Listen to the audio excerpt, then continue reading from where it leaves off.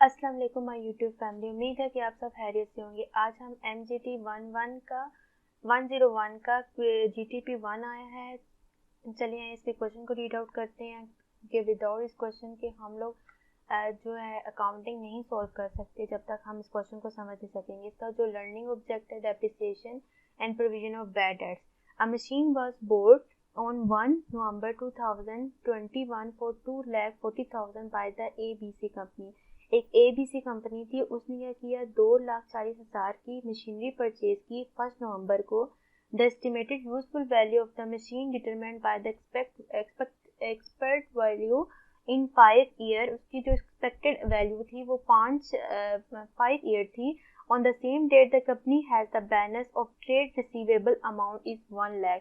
और same date में उसकी जो बैलेंस था ट्रेड रिसीवेबल का वो 1 लाख था। At the end of the year customer invoice to 20,000 is confirm to be अनकोलेक्टेड।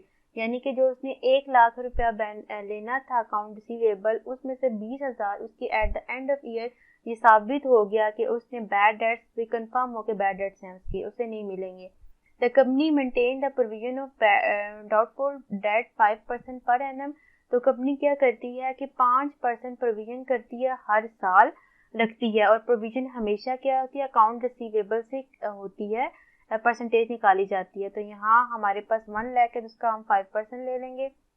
The company close the book of account on 31 December each year. Company close करती है हर साल अपना अकाउंट 31 दिसंबर को। In the policy of company, the charge the depreciation on all non-current asset on the base of use। और company इन सब policy क्या है वो चार्ज करती है यूजफुल लाइफ में, यानी कि जितना आपने इस्तेमाल किया होगा उस टाइम वो चार्ज करेगी।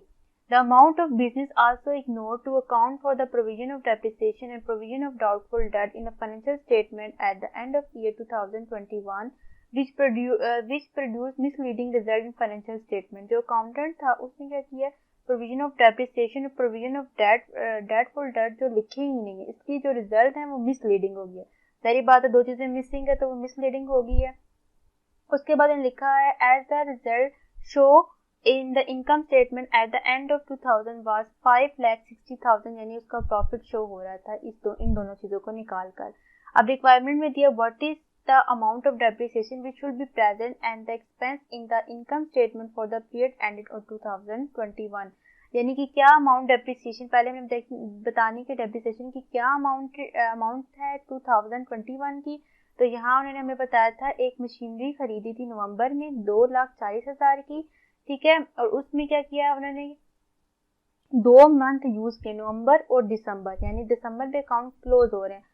तो हमारे पास डेप्रिसिएशन का क्या फार्मूला है, डेप्रिसिएशन का फार्मूला होता है डेप्रिसिएटेड अमाउंट और यूजफुल लाइफ। डेप्रिसिएटेड अमाउंट हमारे पास आ गया 2,40,000, यूजफुल लाइफ 5 ईयर थी, तो उसको हमने डिवाइड किया तो हमारे पास 48,000 आ गया। अब हमने 48,000 को 2 डिवाइड बाई 12 इसलिए किया है क्योंकि उन्होंने कहा था on the use of base time, यानी कि जितना इस्तेमाल किया उतना लिखना है। और हमने नवंबर को परचेज की और दिसंबर को हमने अकाउंट क्लोज कर दिए, तो बीच में हमारे पास नवंबर और दिसंबर 2 मंथ बने। हमने 48,000 को मल्टीप्लाई 2 और डिवाइडेड 12 किया तो हमारे पास 8,000 जो होगी डेप्रिसिएबल अमाउंट आ गई। अब हम देखते हैं कि नेक्स्ट क्वेश्चन जो है वो क्या है। नेक्स्ट क्वेश्चन जो कहते हैं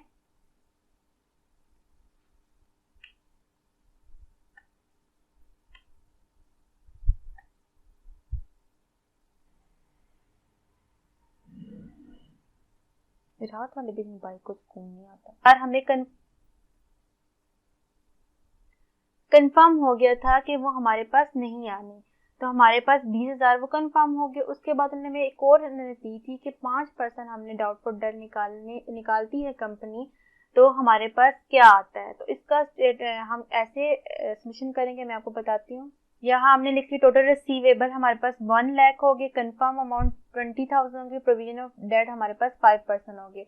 1 लाख में से 20,000 निकाले तो हमारे पास 80,000 हमारे पास आ गई टोटल रिसीवेबल। लेकिन उस रिसीवेबल में भी हमने 5% रखनी है प्रोविजन, ईयरली क्रिएट करनी है। जब हमने 5% को डिवाइड किया, 8,000 का 5% निकाला तो हमारे पास आ गया 4,000।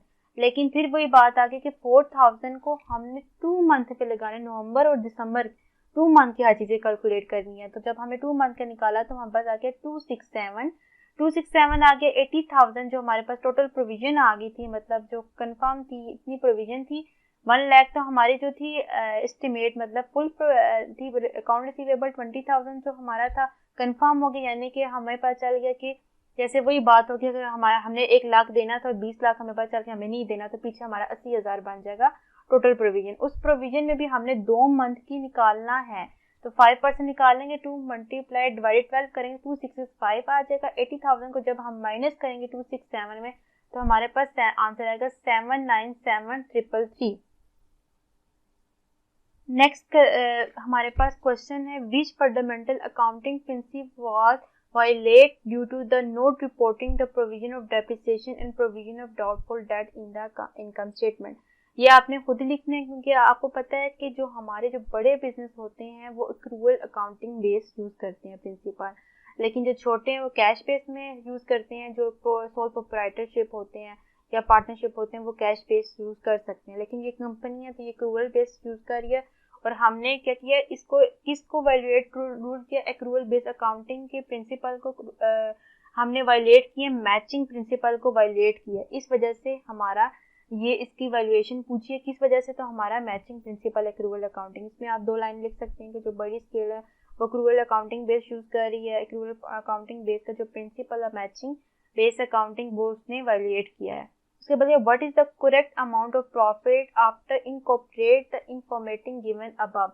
अब हमने क्या करेक्ट प्रॉफिट होगा कि अगर हम इन दोनों को करेक्ट करें। अब हमने सारी चीज उसमें से ही लिखी, सिर्फ प्रोविजन ऑफ बैड डेट्स की कमी की थी और उसने प्रॉफिट हमारी डेप्रिसिएशन की थी। तो हमारे पास 5,06,000 हमारे पास क्या था टोटल प्रॉफिट। तो हमने क्या किया, हमने जो उसकी डेप्रिसिएशन अमाउंट थी हमारे पास आ गई थी, फर्स्ट क्वेश्चन की डेप्रिसिएशन अमाउंट थी वो लेस की। उसके बाद हमारे पास क्या कहते हैं अकाउंट रिसीवेबल की जो था हमने 8,000 माइनस 267 था उसको हमने लेस किया, तो हमारे पास आ गया 51,773। ये आपका हो गया करेक्ट आंसर। उम्मीद है कि आपको समझ आ गया। आपको करने में चैनल को लाइक और सब्सक्राइब कर दें। Thank you for watching. अल्लाह हाफिज़।